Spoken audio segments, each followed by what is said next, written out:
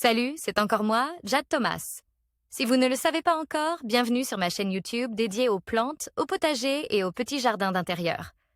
On me conseille toujours de demander aux spectateurs de s'abonner et de liker en début de vidéo, alors voilà, je le fais.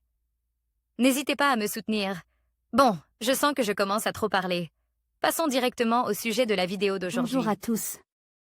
Dans cette vidéo, je vais vous parler de la règle des 15 pas, une méthode simple mais efficace pour améliorer votre quotidien.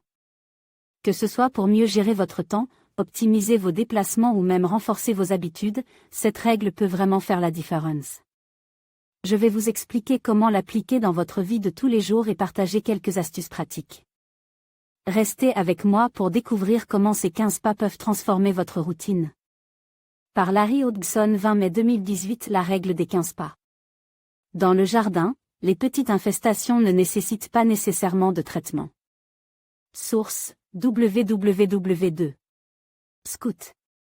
Ça, de Noon Project. Commandant, World Artsm. Com, montage, 3W. Jardinière paresseux. Comme oui, la perfection existe, dans certaines œuvres d'art, mais pas dans le jardin. Il y a presque toujours quelque chose qui cloche, un insecte qui perce des trous dans une feuille, des feuilles inférieures d'une vivace saupoudrée de blanc, etc. Il est aussi excessif qu'inutile de courir chercher le pesticide le plus puissant au premier signe d'un problème. Souvent, l'insecte ayant causé les trous est déjà parti, et le blanc est généralement l'étape finale d'une maladie commencée il y a plusieurs semaines.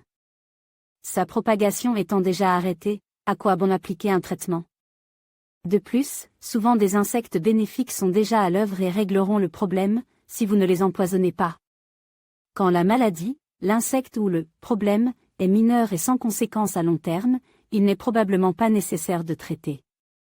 De toute façon, quelques feuilles percées, mâchouillées, boursouflées, etc. ne déparent l'aménagement que si vous regardez de près. C'est pour cette raison que je vous suggère d'appliquer la règle des 15 pas. Elle est si facile. Avant de traiter, reculez de 15 pas. Si le problème n'est pas évident à cette distance, ce n'est probablement pas un problème qu'il vaille la peine de traiter.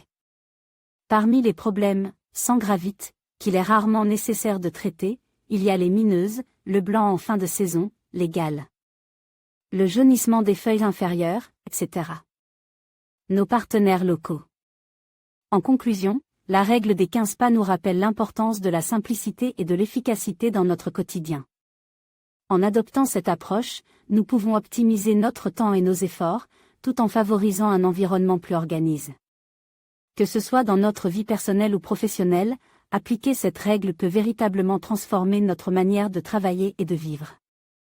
N'hésitez pas à mettre en pratique ces conseils et à observer les changements positifs qui en découlent. Merci de votre attention et à bientôt pour de nouvelles découvertes.